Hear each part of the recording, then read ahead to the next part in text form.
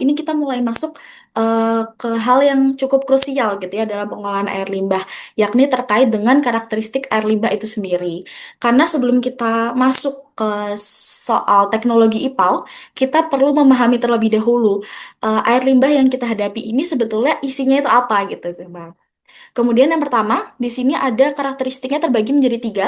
Ada karakteristik air limbah fisika, kemudian kimia, dan juga biologi.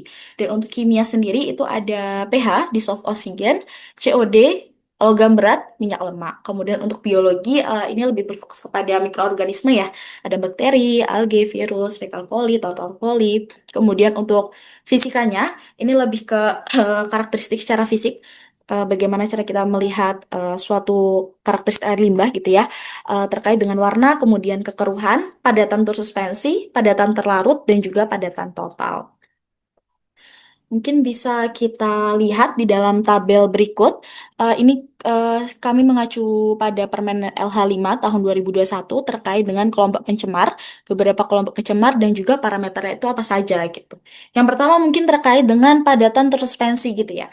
Untuk padatan tersuspensi ini merupakan partikel-partikel padat yang ukurannya itu cukup kecil dan juga ringan, sehingga mudah terbawa dalam air dan juga sulit mengendap sebetulnya secara alami.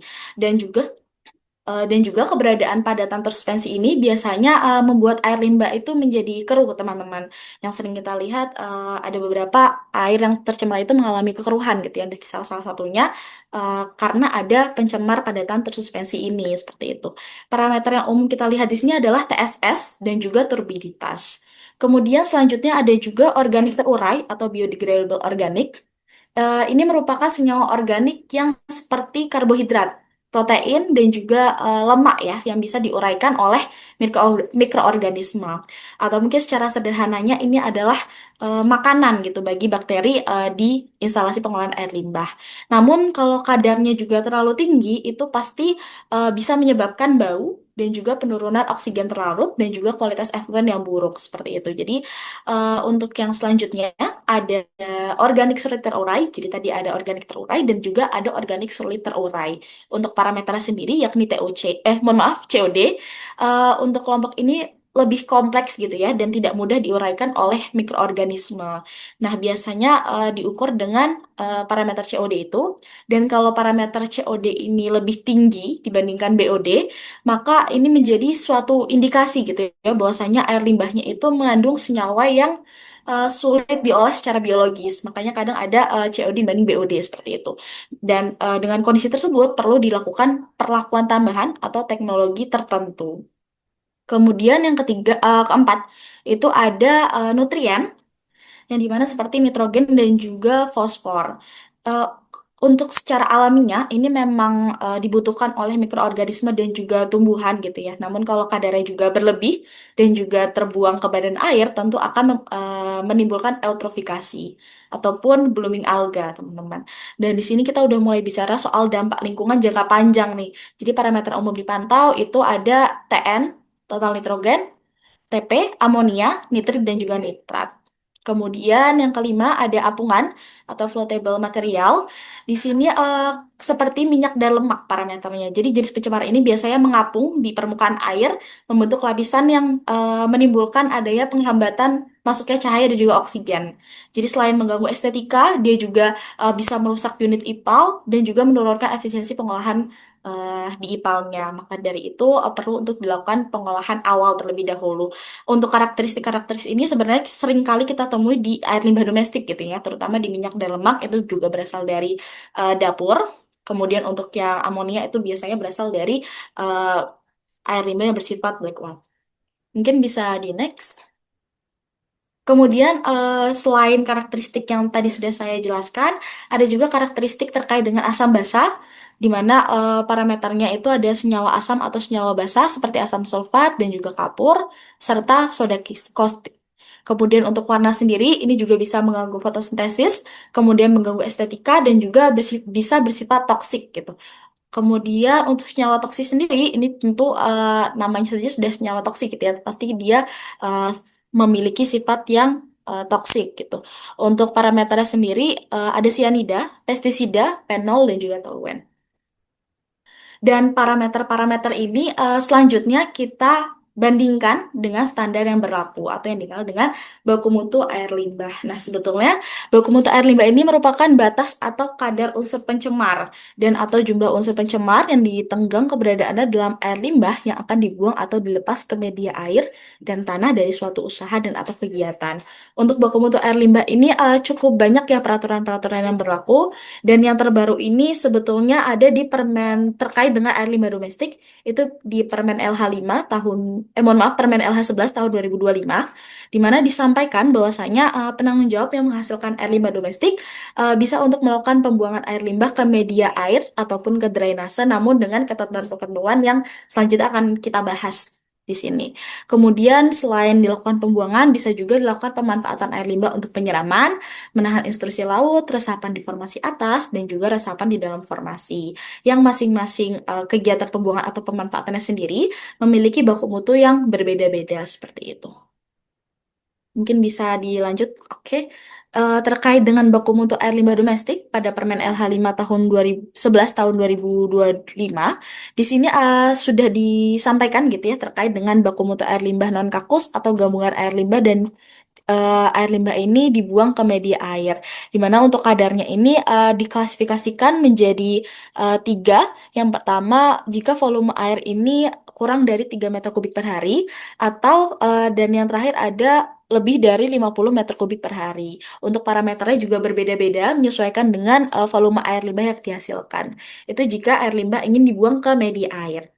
Namun ada juga baku mutu air limbah yang dibuang ke drainase, yang tentu pasti akan lebih ketat gitu ya, dibandingkan dengan kita membuang air langsung ke sungainya seperti itu.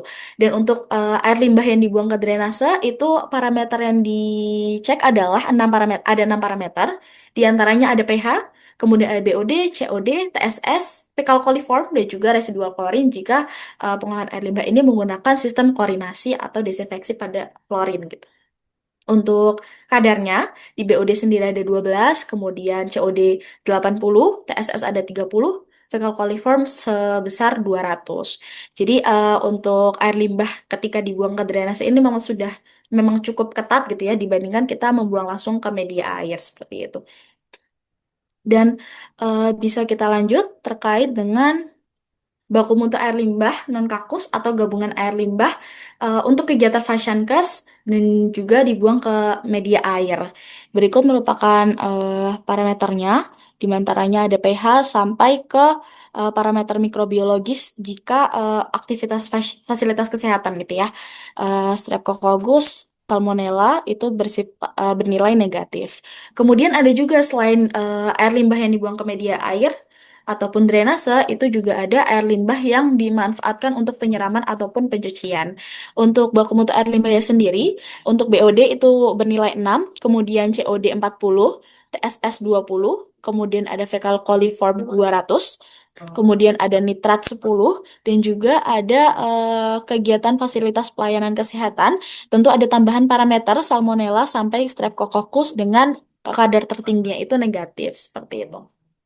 Selain untuk penyiraman juga ada aktivitas untuk eh, bisa di next kegiatan untuk diresapkan di atas formasi di dalam formasi tertentu dan juga menahan intrusi laut. Untuk parameternya sendiri juga sama dan juga jika kegiatan fasilitas pelayanan kesehatan juga sama, perlu adanya penambahan parameter. Kemudian untuk kadarnya sendiri sampai ke Streptococcus itu bernilai negatif. Untuk BOD-nya sebesar 6, COD-nya 40, TSS-nya 20, dan fecal coliformnya 10.